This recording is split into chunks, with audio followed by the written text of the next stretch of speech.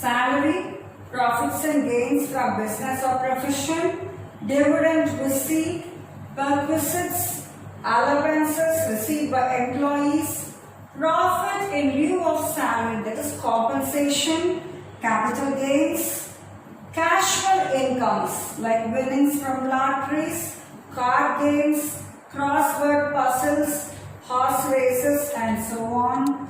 Voluntary contribution received by a trust or institution established wholly or partly for charitable purposes or for religious purposes. Any sum received by an employee as contribution to Provident Fund or Superannuation Fund or any fund set up under ESI Act, Employee State Insurance Act.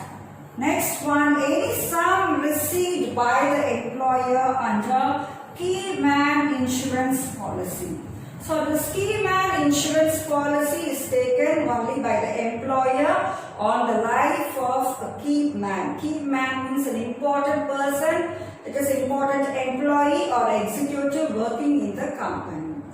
And if the policy matures, the amount goes only to the employer and the employer pays the premium regularly.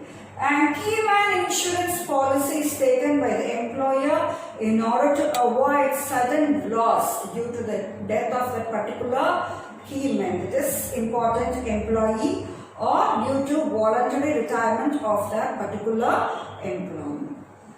Next is amount received by way of gift exceeding rupees 50,000. That is, if the value of gift exceeds rupees 50,000, then it will come under the head income.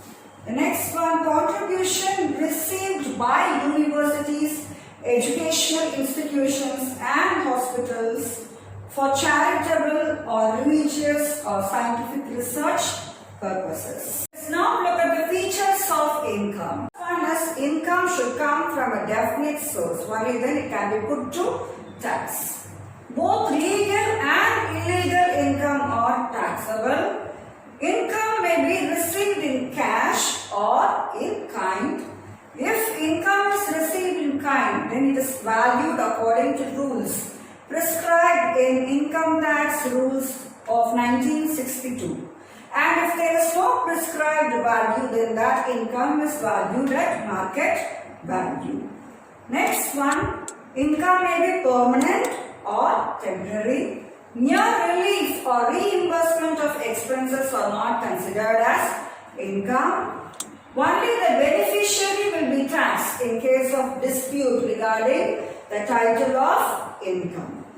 Lump sum or income received in lump sum is also taxable, and income received in installment is also taxable. Diversion of money is not taxable. Diversion of money means if the person diverts the money to another person without receiving the income, then it is known as diversion of money, and this diversion of money is not taxable. The next one is application of money is taxable.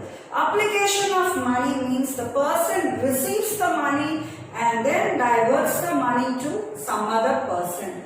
So this application of money is taxable. Gifts received on occasion of marriage or any other functions are not taxable, and gifts received from unrelated person exceeding rupees 50,000 is taxable. Pocket money or pen money received by wife from her husband is not considered as an income at all. An award received by professional sports person in nature of benefit in the form of kind is also put to tax, and any loss will also come under the head of income.